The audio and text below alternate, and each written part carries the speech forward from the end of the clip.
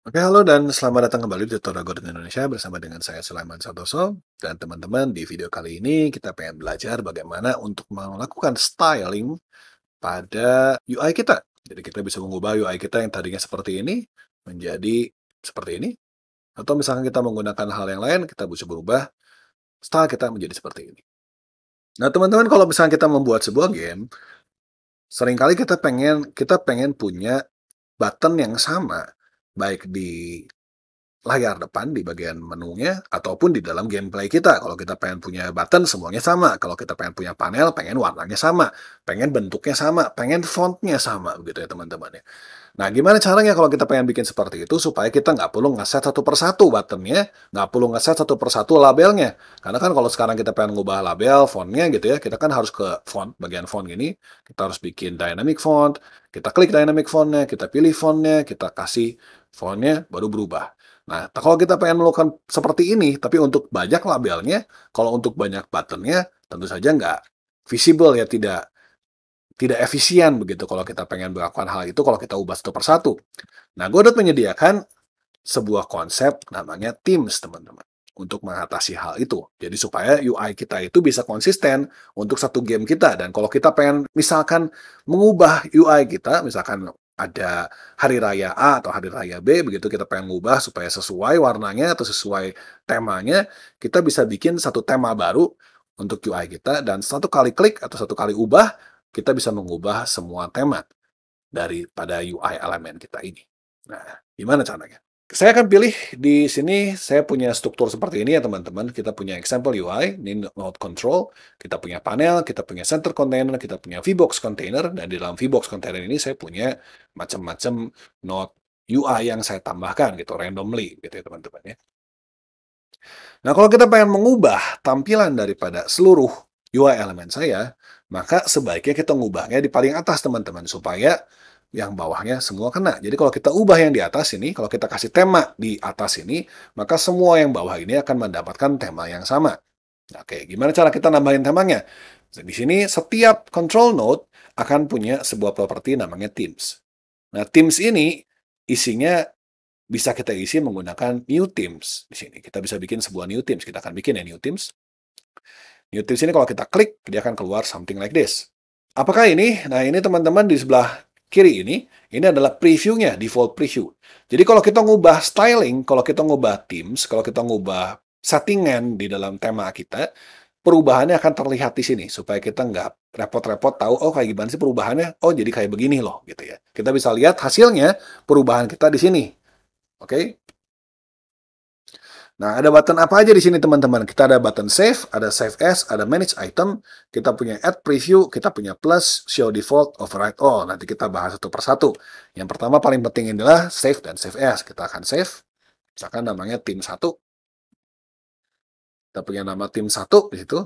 Kalau save as ya di save lagi, tapi namanya berbeda. Kalau manage item di sini, kita bisa klik, nah ini nanti keluar seperti ini. Nanti kita bahasnya belakangan aja ya, teman-teman ya. Nah, Nah, sekarang kalau kita sudah punya seperti ini, saya pengen mengubah misalkan tampilan button saya. Gimana caranya saya mengubah button saya? Nah, di sini kita punya type none dan kita punya plus di sini. Nah, di sini kalau kita plus, itu berarti kita nambahin satu buah tipe yang mau kita ubah tampilannya. Sebuah UI yang pengen kita ubah. Nah, kita tinggal pilih mau ngubah UI yang mana, teman-teman. Mau node yang mana yang mau saya ubah tampilannya. Di sini saya pengen mengubah tampilan daripada button saya, maka saya klik button, dan kalau kita double klik, kita akan punya di sini jadi button. Kalau saya klik, jadi cuma ada satu button doang. Nah, kalau kita udah pilih tipenya, seperti ini button misalkan, nah kalau kita klik di bagian 5 button di bawah sini, kita akan dapatkan option-nya. Semua option sebenarnya pembagian properti-properti yang tersedia yang bisa diubah di dalam button kita. Kalau misalkan saya tambahin lagi, misalkan label, maka sekarang saya punya dua pilihan, ada label, ada button. Nah, kalau punya button seperti ini, ada font color, ada hair separation, ada font, ada kosong, dan di sini ada tampilan buttonnya. Tapi kalau saya ubah ke label, kita akan punya di sini font color, di sini punya line spacing, shadow outline, kita punya font di sini, kita punya di sininya nggak ada apa-apa gitu. Jadi perbedaannya di sini setiap kali kita ganti yang mau kita override, di sini akan tampilnya beda-beda, teman-teman. Oke. Nah, di sini ada yang warnanya, semua warnanya itu gray, teman-teman. Semua warnanya itu warnanya abu-abu gitu. Apa artinya abu-abu ini? Artinya abu-abu ini dia adalah default. Jadi belum diubah, teman-teman. Kalau teman-teman pengen mengubah, maka tinggal kita klik di tanda plus ini. Misalkan saya pengen mengubah tampilan button saya. Tampilan button itu adanya di paling ujung ini. Dia punya tampilan untuk disabled, tampilan untuk fokus, tampilan untuk hover, tampilan untuk normal, tampilan kalau dia lagi ditekan. Nah, kita pengen ngubah tampilan amannya aja. Tampilan normalnya, kita pengen ngubah tampilan normal dari button kita. Maka kita klik plus, dan kita bisa lihat sekarang dia warnanya berubah jadi putih. Dan kalau teman-teman lihat di bagian inspektor sini, ini inspektor dari tim saya ya. Tim saya di inspect. Ya. Kita bisa lihat dia sekarang nambah, ada default font dan ada button. Tadinya cuma default font aja. Kalau ini saya hapus, teman-teman lihat tim saya ini isinya nggak ada lagi kecuali default font. Oh, by the way, default font itu apa? Jadi sebuah Teams itu kalau nggak ada yang di-override, dia masih ada yang namanya default font. Default font ini adalah sebuah font yang jadi dasar daripada Teams kita. Jadi anggapannya kalau kita bikin sebuah Teams, pasti ada dong yang berubah minimal fontnya. Nah, ini fontnya gitu ya. Nah, kalau kita pengen ubah font di sini, kalau kita ubah font di sini dengan sebuah dynamic font yang baru, kita bisa lihat di preview aja semuanya langsung berubah. Kalau kita klik fontnya, kita tambahin font baru, tarik ya. Nah, kita akan dapatkan semua UI elemen kita, semua UI node kita ini punya font yang berganti.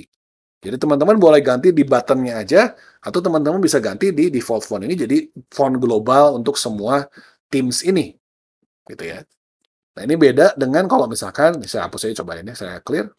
Saya akan tambahkan di dalam button ya, kita pilih button, kita cari fontnya, nah ini fontnya kita tambahkan.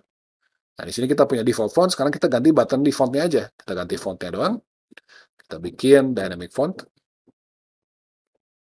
kita tambahkan font datanya, kali ini di dalam button. Dan kita lihat teman-teman perbedaannya di sini, hanya button saja yang berganti fontnya, sedangkan label, line edit, text edit nggak berganti fontnya. Kenapa button aja yang berganti fontnya? Karena teman-teman di sini, kalau kita mengoverride button, kalau button yang kita ubah ya, maka kalau kita lihat, kalau kita add elemen untuk node ya, kita bisa lihat checkbox, check button, color picker button, menu button, option button, tool button, itu masukannya button. Jadi dia ada turunan dari button. Jadi hitungannya dia adalah button juga. Jadi kalau button berubah, maka semua ini berubah. Gitu ya teman-teman ya. Oke, berarti sekarang kita kembali lagi ke Teams kita klik. Berarti kita bisa ngubah font itu di default font ini, berarti ngubah semua, atau kita per satu node, kita ganti fontnya. Jadi ini button, untuk setiap button fontnya ini. Misalkan kalau kita pengen label dan button punya fontnya berbeda gitu ya. Nah kalau enggak, kalau kita pengen hapus, kita pengen ngubah di default font, kita tinggal hapus aja yang button ini. Nah, kita bisa lihat hilang ya. Default fontnya kita tambahkan, kita kasih, dan kita kasih dia satu setting supaya size-nya 8 aja deh. Seperti itu. Oke, sekarang balik lagi ke button saya. Saya pengen mengubah di dalam button saya ini tampilan dari button saya. Nah, di sini kita punya 5 state, 5 keadaan untuk button. Ada normal, hover, focus, disabled, dan press. Ketika ditekan, ketika normal, ketika mouse kita lewat, ketika dapat fokus, dan ketika disabled. Kita akan ubah kalau normal. Kita plus, dan di sini kita tambah jadi ada button style normal. Nah, kita bisa ubah di sini teman-teman, kita juga bisa ubah di sini. Jadi ini sama aja sebenarnya, bisa di kiri di kanan gitu ya.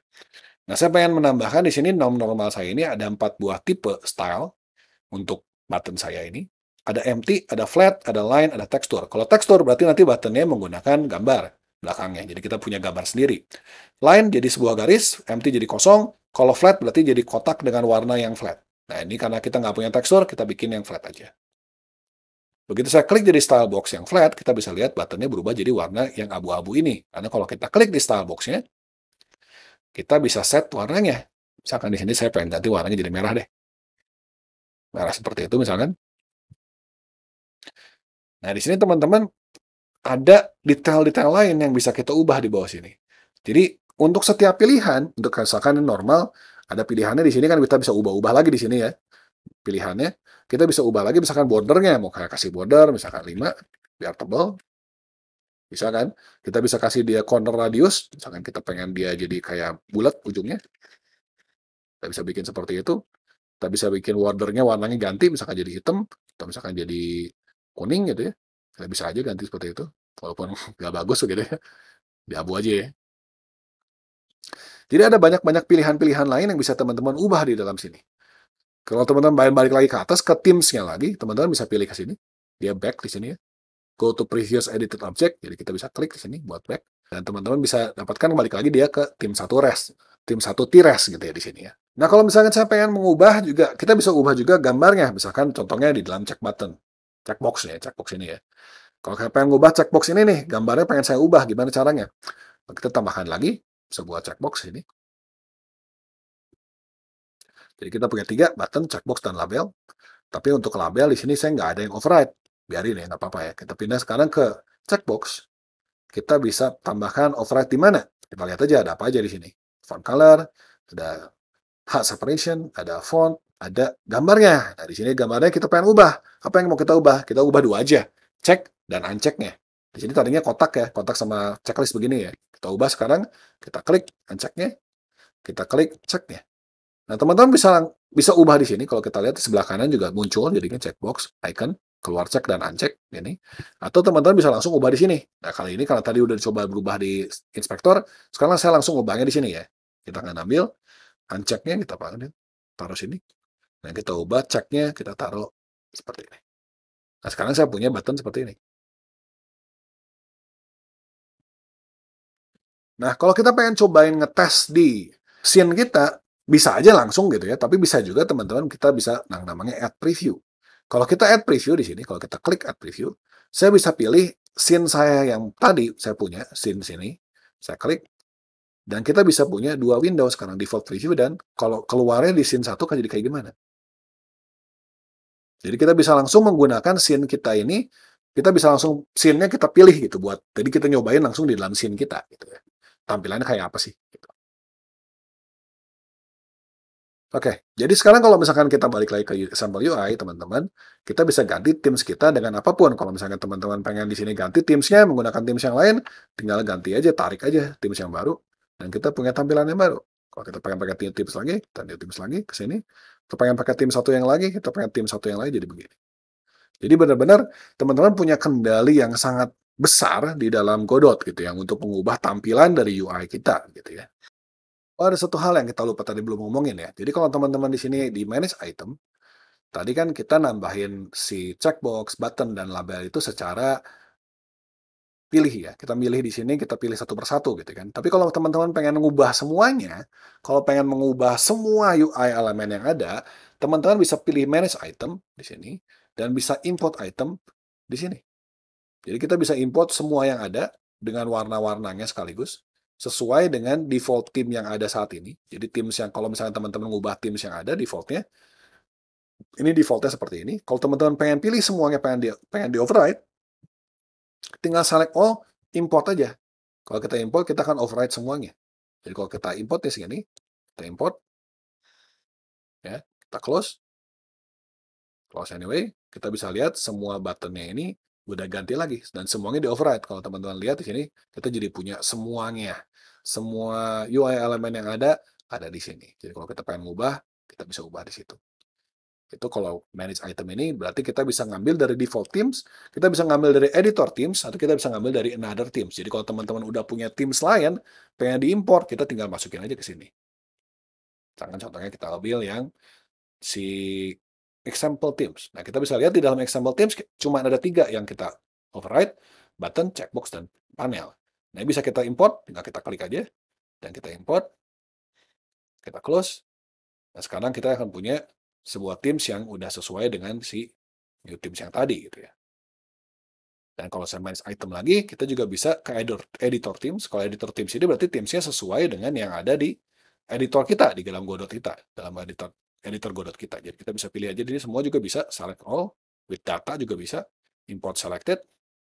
Nah, kita bisa close, oke, dan kita bisa lihat sekarang tampilannya jadi sesuai dengan tampilan Godot editor saya. By the way, tadi kalau misalkan saya pilih yang another themes yang tadi kita lupa import dengan data ya. Jadi kalau kita select with data, kita import selected, kita bisa punya tampilan yang sesuai dengan si Teams yang tadi yang saya import. Jadi di sini teman-teman bisa ngambil Teams lain untuk diubah. Jadi kalau teman-teman udah punya Teams yang dulu udah pernah bikin gitu ya, terus udah gitu pengen dibikin lagi Teams yang mirip kayak gitu tapi berubah sedikit, nah teman-teman bisa nggak dari nol, tapi bisa ngambil dari Teams yang udah ada begitu. Oke, saya rasa cukup untuk video kali ini. Semoga bermanfaat dan kita akan ketemu lagi di video-video berikutnya. Terima kasih banyak atas perhatiannya.